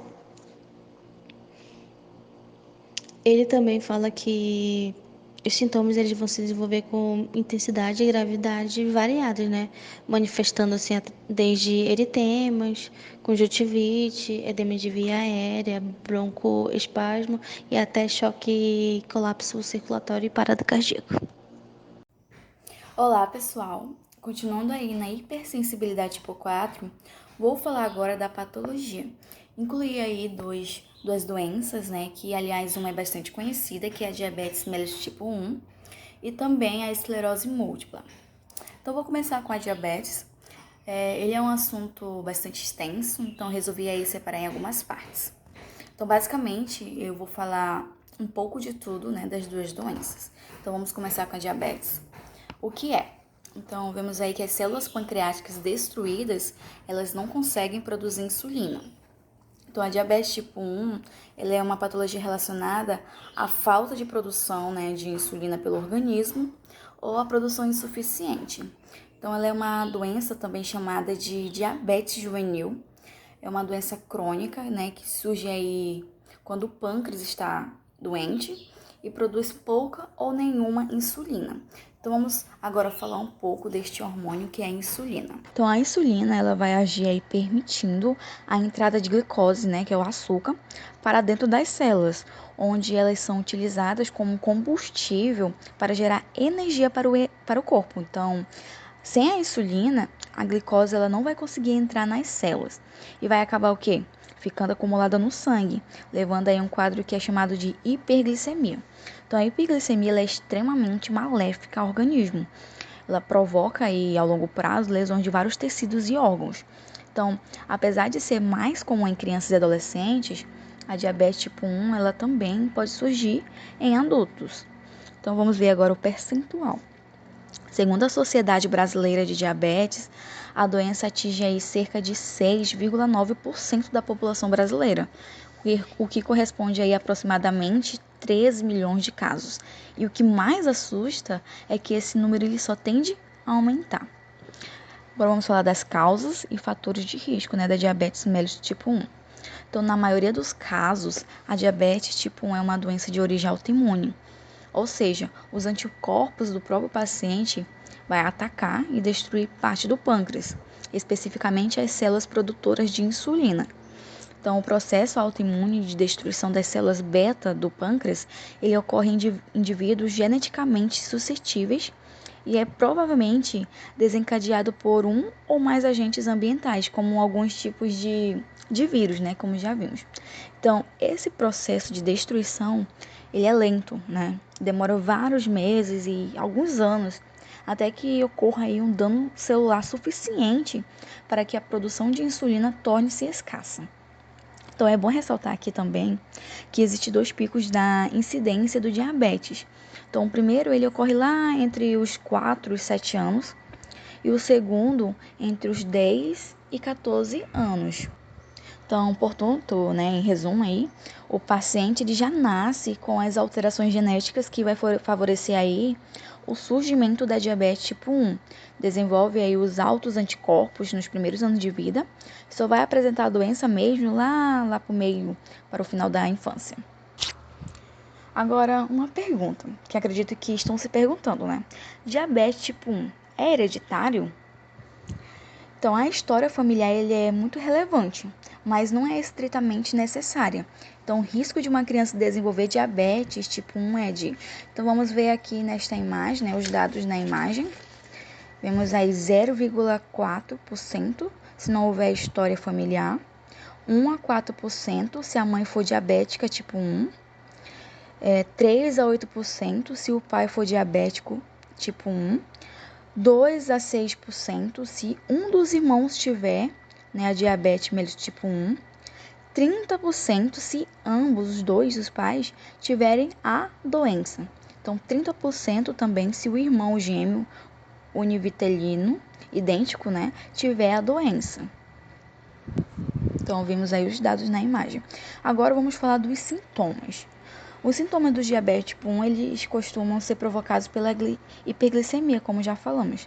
Então, vamos lá, são eles: sede excessiva, cansaço, micção frequente, perda do controle da bexiga durante o sono, né, voltar a fazer xixi na cama, perda de peso, visão turva, fome frequente, irritação, infecções frequentes também, lenta cicatrização de feridas e mau hálito. Tem outras também. Agora eu vou falar para vocês do primeiro sinal da diabetes. Então, na qual algumas crianças, o primeiro sinal de diabetes, ele pode ser uma complicação conhecida como cetoacidose diabética. Então, o que acontece então aí? Sem a insulina, as células não vão receber a quantidade adequada de glicose e precisam utilizar o quê? Os estoques de gordura do corpo como fonte de energia. Então, a quebra das gorduras, ela vai gerar aí substâncias ácidas, chamadas de corpos cetônicos, né? Como o beta-hidroxibutirato e o acetoacetato. Então, o excesso de cetoácidos, ele vai provocar uma queda do pH sanguíneo, podendo aí acidificar o sangue até níveis fatais. Então, o motivo pelo qual a cetoacidose é considerada uma emergência médica. Então, cerca de 80% das mortes de crianças e adolescentes diabéticos, eles são provocados por quadros de cetoacidose. Então, a cetoacidose, ele costuma surgir quando a glicemia encontra-se o quê? Muito descontrolada. Os seus sinais e sintomas mais comuns são as náuseas, né, o vômito, dor abdominal, confusão mental, prostração, dificuldade respiratória e coma. Agora, algo que achei muito interessante de estudar mais aprofundado foi as complicações, que com o passar dos anos, a hiperglicemia crônica ele pode provocar lesões em vários tecidos do corpo, como eu disse bem no começo. Então, entre os órgãos mais afetados estão o quê? Coração, vasos sanguíneos, nervos, olhos e rins. Então, a taxa e a gravidade das complicações está diretamente o quê? Relacionada com os níveis de açúcar no sangue, né? Que é a glicemia. Então, ao longo prazo, quanto mais descontrolada for a glicemia e quanto mais antiga for a diabetes, maior é o quê? O risco de surgirem múltiplas doenças. Então, são várias complicações do diabetes tipo 1. Algumas estão diretamente ligadas à hiperglicemia crônica. Outras estão relacionadas às restrições que a doença provoca. Entre as mais comuns, vamos citar aqui. Então, tem várias. Tem a doença arterial coronariana, né, que é a angina. Infarto agudo do miocárdio, AVC, hipertensão arterial, disfunção erétil e depressão. Tem também complicações na gravidez, que é a eclampsia, né? Aborto espontâneo, morte fetal e defeitos congênitos, né? Atraso no crescimento. Então, tem diversas outras, né, doenças. Agora, vamos para o diagnóstico, né, da diabetes. Então, ele é realizado através da dosagem sanguínea, da glicemia ou da hemoglobina glicolisada. Então, se necessários, aí 2 exames de sangue, colhidos em dias diferentes, é claro, com pelo menos um dos 3 critérios. Então, vamos lá. Glicemia em jejum acima de 126 mg por decilitro, né? Glicemia em qualquer momento do dia acima de 200 mg por decilitro. Hemoglobina glicosilada, né, maior que 6,5%. Então, uma vez diagnosticada a diabetes, o endocrinologista, né, ele pode também pesquisar a presença de altos anticorpos no sangue, que eu já falei um pouco no começo. Então, agora vamos para a parte do tratamento da diabetes mellitus tipo 1. Então, não existe cura para o diabetes, tá? O tratamento, ele visa o quê? Controle da glicemia a longo prazo, de forma a reduzir a incidência das complicações. O controle da glicemia é feito através de várias abordagens, sendo as mais importantes. Vamos lá. A administração regular de insulina até 6 vezes por dia. O controle da diabetes, isso é muito importante. Monitoramento frequente da glicemia por parte do paciente, né? Prática de exercícios físicos. Então, o objetivo do tratamento é manter o valor da hemoglobina glicolisada abaixo de 7%. Então, para tanto, o paciente deve procurar manter a glicemia dele antes das refeições entre 80 e 130 miligramas por decilitro e após as refeições abaixo de 180, né? Então, se os valores estiverem descontrolados, a dieta e a dose da insulina devem ser o quê? Reavaliadas. O tratamento com a insulina, né, como diabetes tipo 1, o pâncreas ele vai produzir pouco ou nenhuma insulina. Então, os pacientes eles precisam substituir a insulina natural por uma insulina artificial, né, que pode ser administrada por meio de injeções regulares ao longo do dia, ou através de uma bomba de insulina. O nível de insulina administrado, ele deve ser cuidadosamente definido de acordo com a dieta e também os hábitos de exercício do paciente. Então, quantidades insuficientes pode não controlar a glicemia e aumentar, né, os riscos de complicações, enquanto quantidades excessivas eles podem provocar hipoglicemia. Agora eu vou falar alguns tipos de insulina, né, que são mais utilizados. Então, são eles: a insulina de ação rápida. Então, ele tem início de ação com cerca de 15 minutos. Ele atinge o pico em 1 hora, né, e continua a funcionar por 2 ou até 4 horas. Então, tipos, né, vamos ver aqui: insulina glulisina, que é a Apidra, insulina lispro, né, alguma coisa assim, e insulina aspartico. Também temos a insulina regular ou de ação curta. Ele tem início de ação com cerca de 30 minutos após a injeção e atinge um pico em torno de 2 a 3 horas. Ele é eficaz por aproximadamente 3 a 6 horas. Né? Então, vamos ver aqui também a insulina de ação intermediária. Ele tem início de ação com cerca de 2 a 4 horas. Ele atinge o pico com 4 a 12 horas e é eficaz por cerca de 12 a 18 horas. A insulina de ação prolongada, ele atinge a corrente sanguínea várias horas após a injeção e tende a diminuir os níveis de glicose de forma bastante uniforme ao longo de um período de 24 horas. Então, os tipos é insulina determi, que é a Levemir, e insulina glagina. Então, aí finalizamos a diabetes mellitus tipo 1 nessa patologia e vamos agora falar sobre a esclerose múltipla. Então, a esclerose múltipla é uma doença neurológica crônica, progressiva e autoimune que afeta mais de 12 milhões de pessoas em todo o mundo. Ela acompanha quem a possui por toda a vida, mas é possível viver com qualidade, né, ao adotar cuidados e tratar os sintomas. Como eu mencionei, a esclerose múltipla é uma doença crônica e autoimune que afeta o quê? O sistema nervoso central, ou seja, o cérebro e a medula espinhal. As doenças crônicas, elas são aquelas que duram mais de 1 ano e precisam de cuidados praticamente constantes, então em maior ou menor intensidade. Já as doenças autoimunes, elas ocorrem quando o sistema imunológico ataca o próprio corpo por engano. Então, no caso da esclerose múltipla, o sistema imunológico ele vai atacar a bainha de mielina, membrana que envolve e isola as fibras nervosas responsáveis pela condução dos impulsos elétricos do cérebro, né? Então, na medula espinhal e nos nervos ópticos também. Então, os ataques, eles provocam inflamações, responsáveis pelos surtos ou episódios, ou seja, quando os sintomas, no caso, se manifestam, né, na maioria dos casos.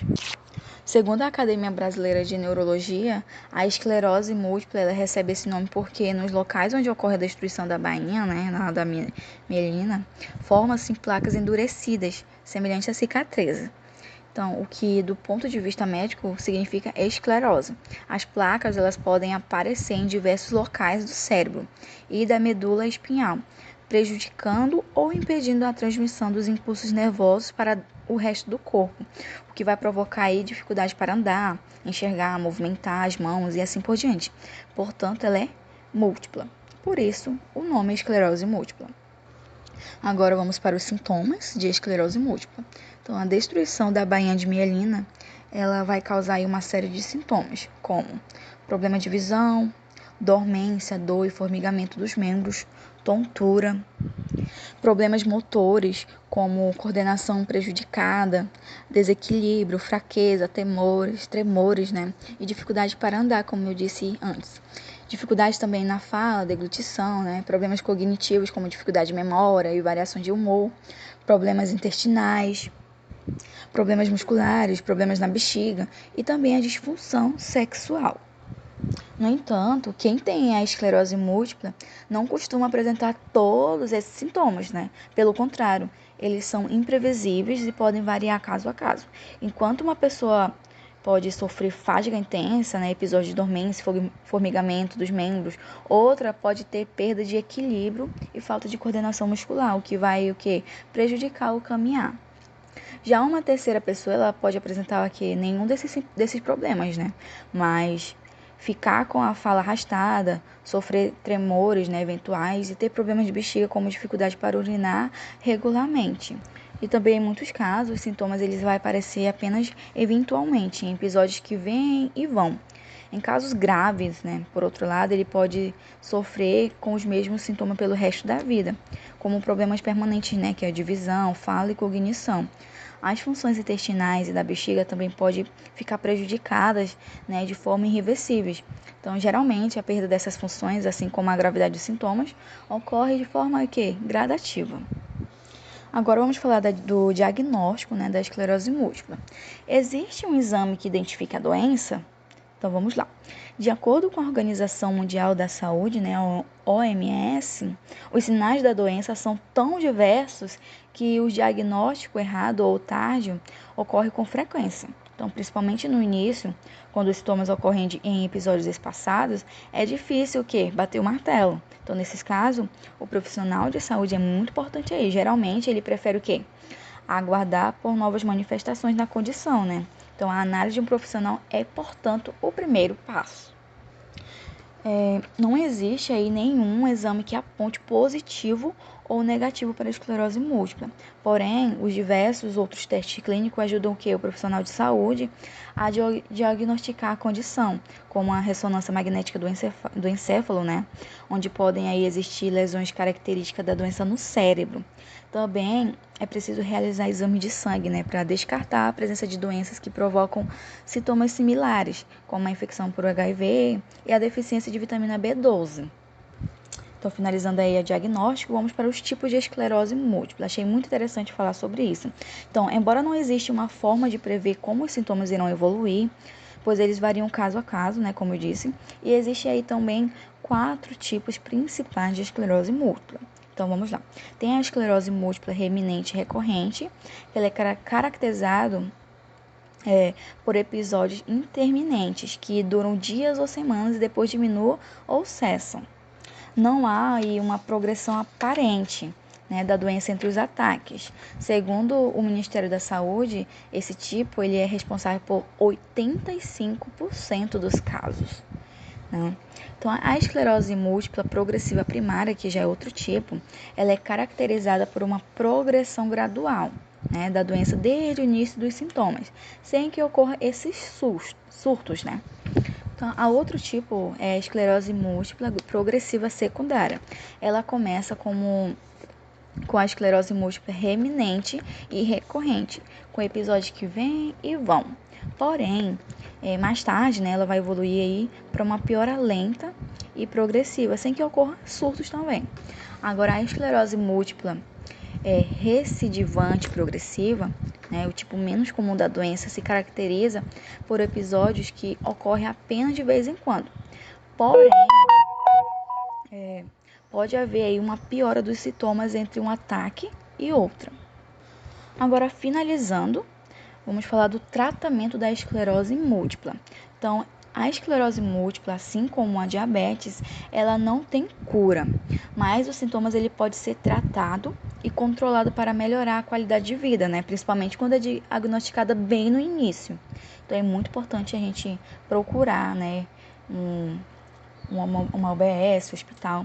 Então, quanto mais cedo, mais chances o paciente terá de conviver bem com a doença. Então, dependendo dos sintomas e do tipo de esclerose múltipla, é possível aí utilizar medicamentos orais, né? Ou injeções também para reduzir as inflamações.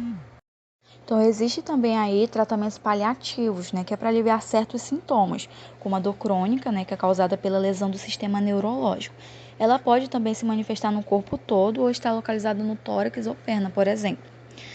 Medicamentos à base de compostos canabinoides têm sido utilizados para tratar esse tipo de incômodo, quando outros tratamentos não ajudam. Então, aliviá-lo é fundamental para a qualidade de vida do paciente.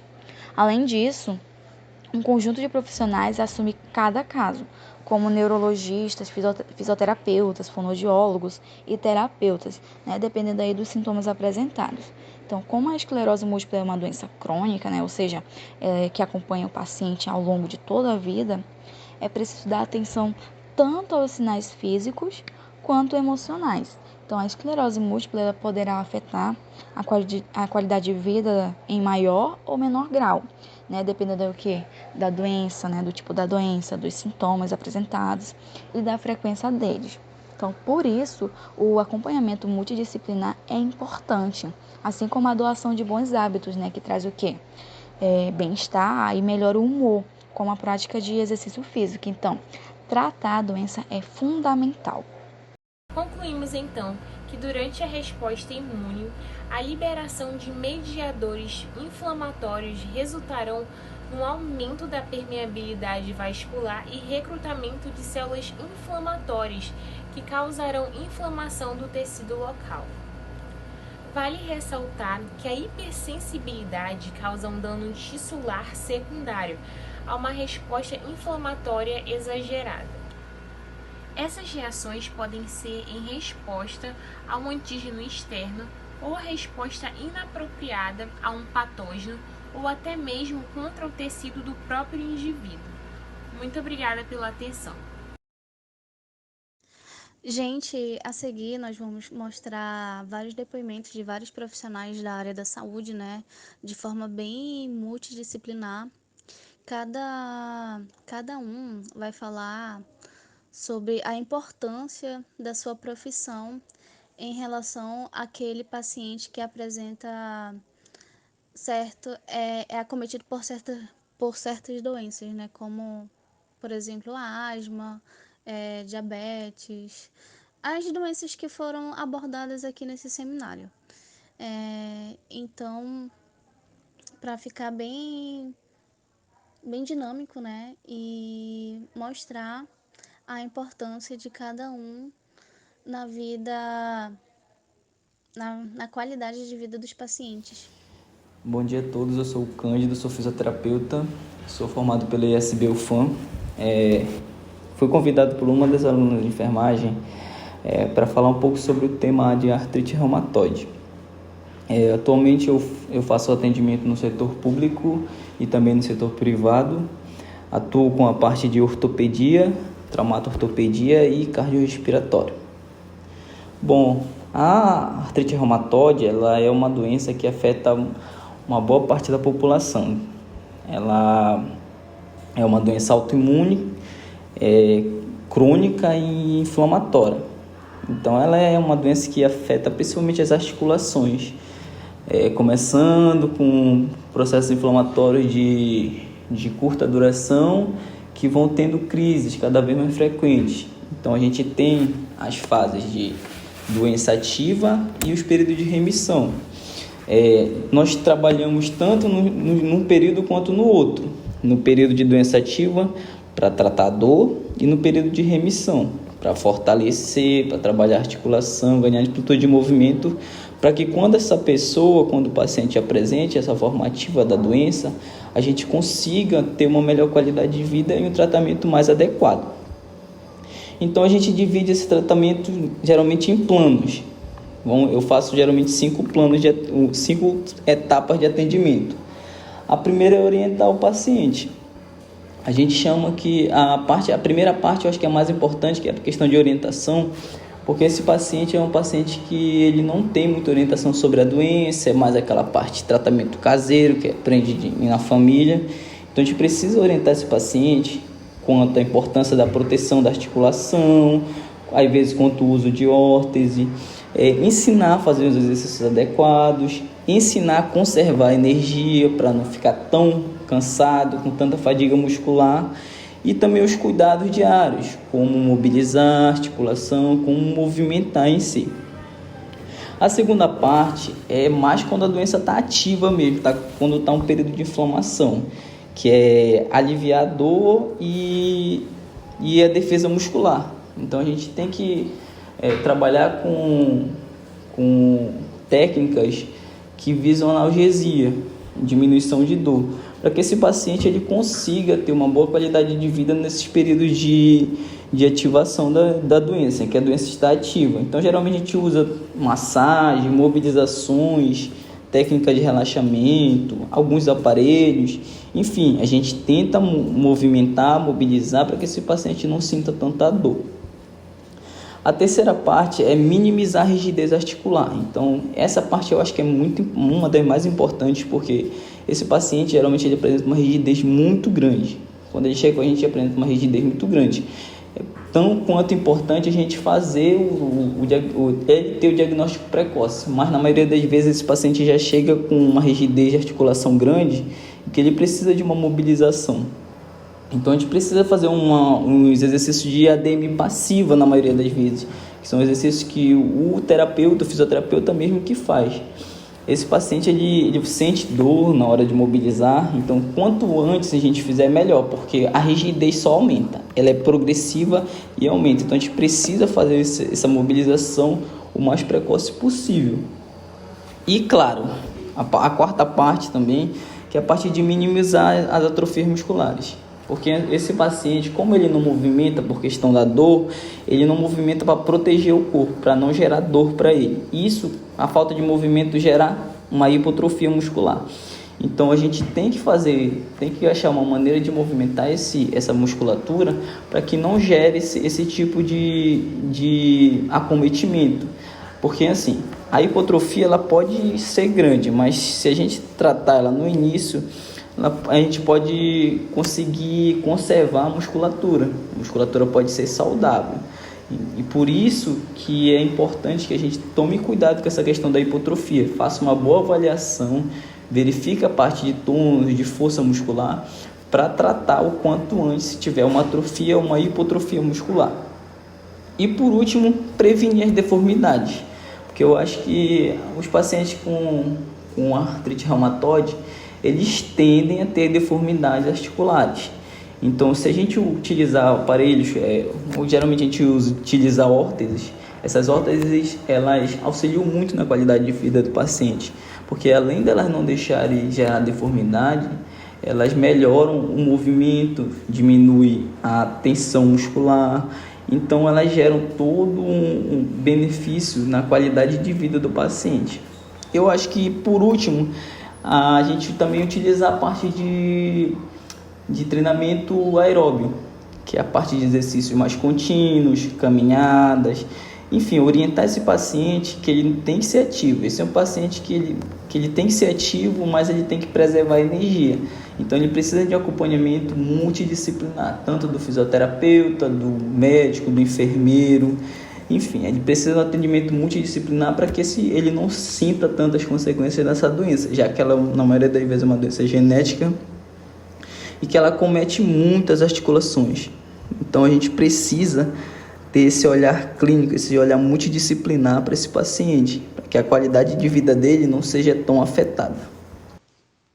Olá, bom dia. Eu sou a nutricionista Kathleen Guimarães Suzuki. E sobre os cuidados na saúde de pacientes com diabetes tipo 1, o nutricionista ele atua na elaboração de cardápios, né?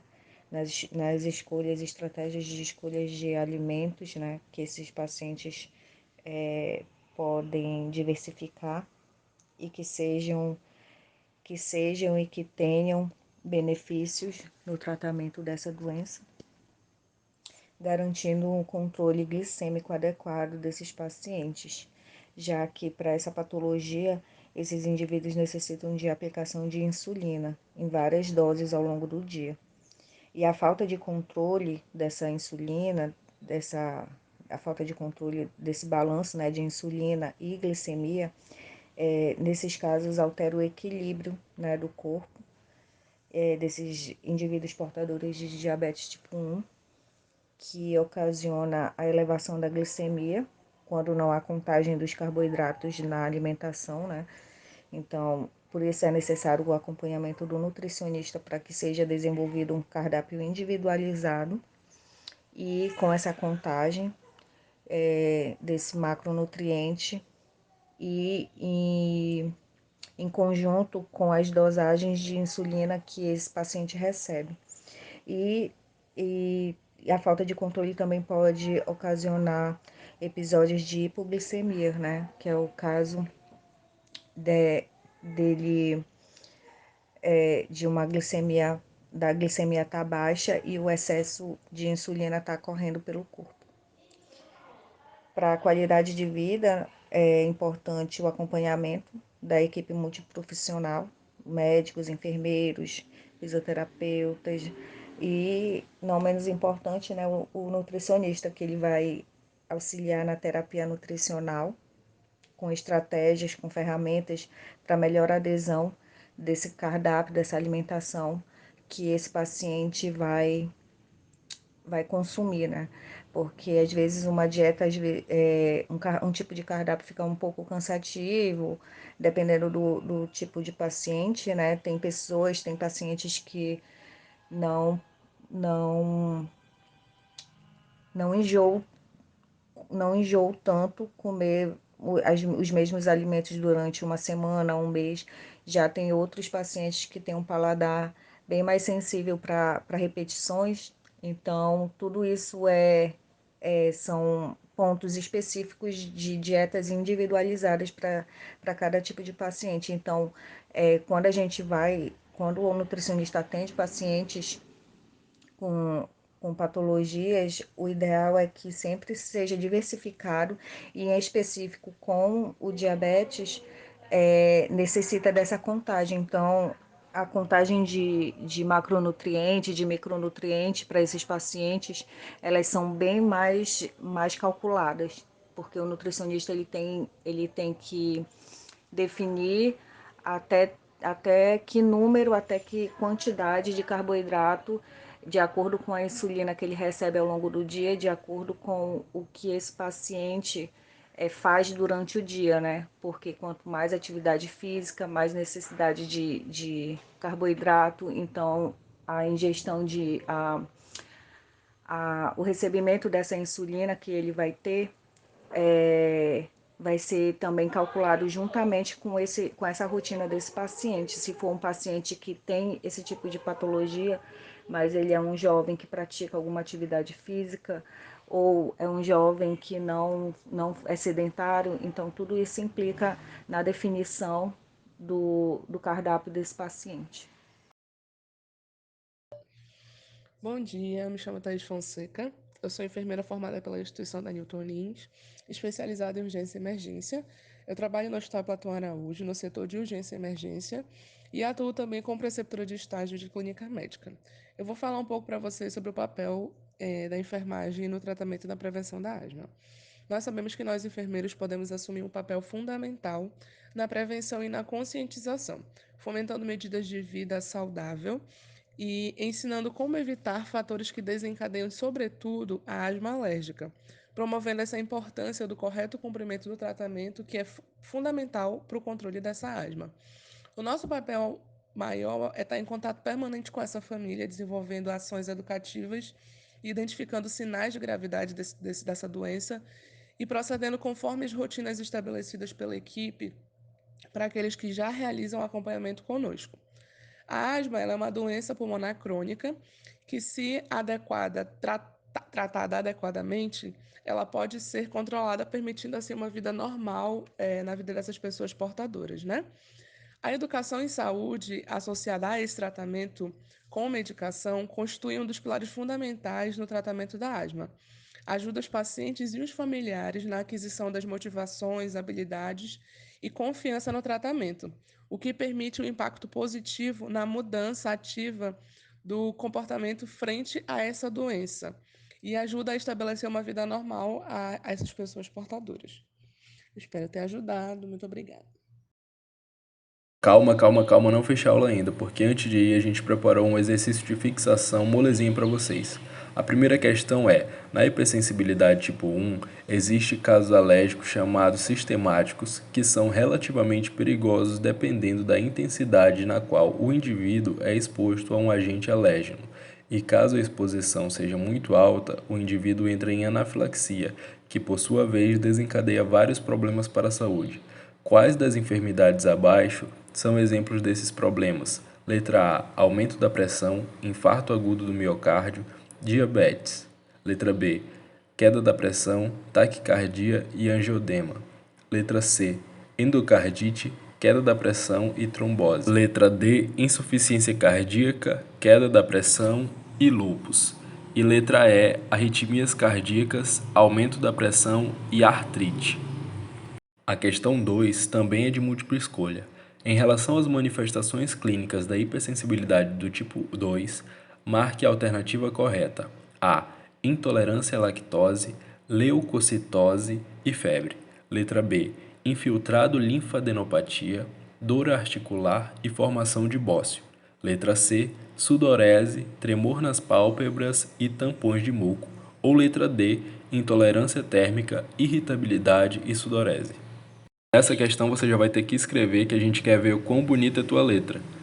Questão 3. Quais são os tipos de hipersensibilidade e quais são os critérios de classificação? E por fim, questão 4. Qual a principal diferença entre a hipersensibilidade do tipo 4 e os outros 3 tipos? Então é isso, a gente encerra por aqui. Muito obrigado pela atenção de todos.